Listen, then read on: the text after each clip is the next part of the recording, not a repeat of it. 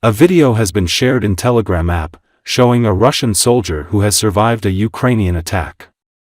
Speaking in the video, the Russian soldier said he was the only serviceman who survived the attack and that all his fellow soldiers were killed during a large-scale attack. The soldier spoke about the difficulty that Russian troops encounter in the front line. Left in the forest alone, the Russian soldier lamented that he couldn't leave the area and that he was stuck. "Everyone is dead. There is no one here in this forest," the soldier said. It's unknown in which part of the front line the Ukrainian offensive took place. A video shared in the same Telegram channel showed an earlier video featuring the same Russian soldier.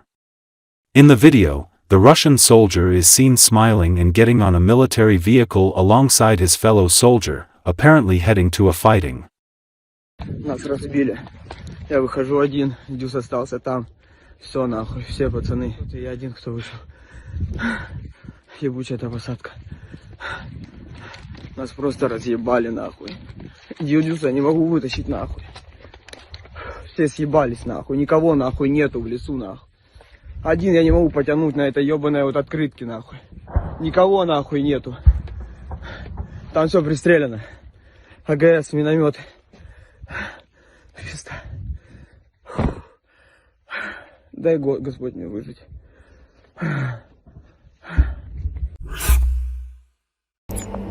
North Korea has sent additional troops to Russia's Kursk Oblast. The exact number of military personnel remains unknown. Reuters reports this with reference to intelligence and South Korean media outlets. Following South Korean media reports, North Korea has deployed additional military units to combat zones in Russia's Kursk Oblast.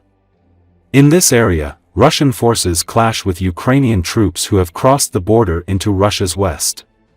The South Korean newspaper Jongang, citing multiple sources, reported that North Korea sent up to 3,000 military personnel to Russia between January and February 2025. The transfer of troops was conducted using Russian cargo ships and military aircraft. Motorized rifle, engineering and reconnaissance units, which had not previously participated in combat in Kursk Oblast, arrived there. Intelligence estimates suggest North Korea sent more than 1,000 troops to Russia in January and February, in addition to the roughly 11,000 troops already stationed in the country to fight Ukrainian forces. At the same time, South Korean intelligence did not report whether these additional troops were transferred to the Kursk region of Russia. North Korean soldiers are highly disciplined and well-trained, but observers say they've become easy targets for drone and artillery attacks on Russian-Ukraine battlefields due to their lack of combat experience and unfamiliarity with the terrain. In January, it is said about 300 North Korean soldiers had died and another 2,700 had been injured. President Zelenski earlier put the number of killed or wounded North Koreans at 4,000, though US estimates were lower at around 1,200. North Korea is expected to receive economic and other assistance from Russia as well.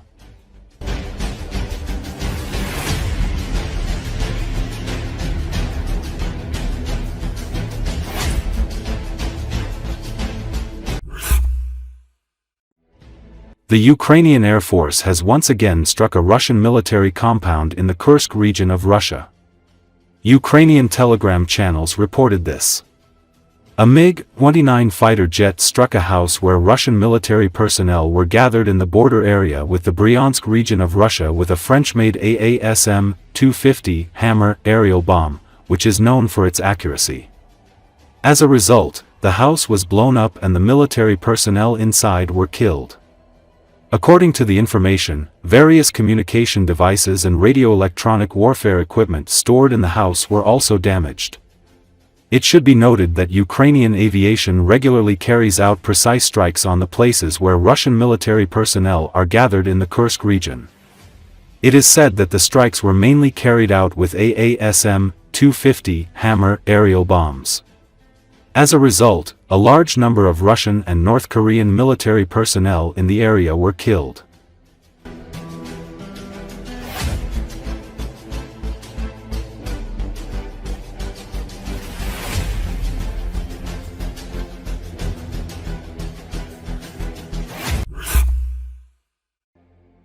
Diplomats from Russia and the United States will meet in Istanbul on Thursday to discuss the operation of their respective embassies in Moscow and Washington, the Russian presidential spokesman said. According to Associated Press, today's meeting of Russian and U.S. diplomats at the expert level is aimed at developing the understanding that was reached during the telephone conversation between the two presidents and the agreements that were reached in Riyadh, said Kremlin spokesman Dmitry Peskov. Asked about possible cooperation between Russia and the U.S. in the Arctic, he said that it's too early to discuss any economic cooperation, though there is interest of companies indeed. There is a voiced position of the United States, first the settlement, then the economy. Everything needs to be resolved in stages, Peskov said at a conference call with reporters. Of course, there is a lot of information in the media right now, where much of that is desired is passed off as reality, he added. Asked to comment on U.S. President Donald Trump's tariff threats to the EU, Peskov said that while it won't have a direct impact on Russia, Moscow does not like to see many global trade wars.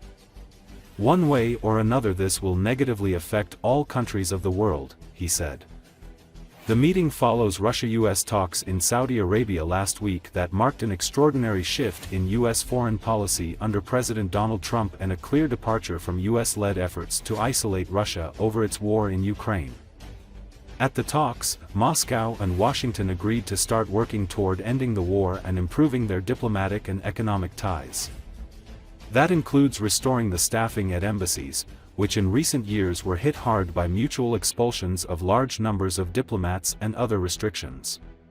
Сейчас действительно на экспертном уровне сегодня встреча в Стамбуле, работают наши дипломаты в развитии того понимания, которое было достигнуто в ходе телефонного разговора двух президентов, и тех договоренностей, которые были достигнуты в Рияде между делегациями высокого уровня. Вот. Пока, наверное, не нужно забегать вперед. Информация по результатам переговоров так или иначе будет предоставлена.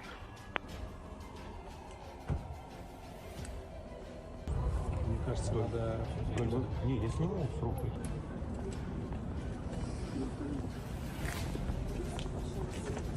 Те территории, которые стали субъектами Российской Федерации, которые записаны в Конституции нашей страны, они являются неотъемлемой частью нашей страны, России.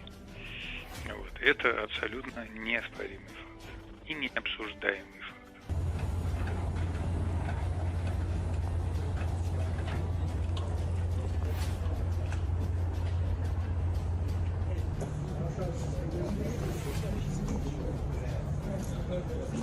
В Рияде действительно упоминалось широкое поле для потенциального сотрудничества для компаний России и Америки. Такое поле есть, и есть заинтересованность компаний. Но предметно пока никаких разговоров на этот счет нет. Есть позиция США, озвученная сначала урегулирование, потом экономика. Все нужно решать поэтапно. И, наверное, надо набраться терпения. А, конечно, в сообщениях в СМИ сейчас очень много информации, где многое желаемое выдается за действительность.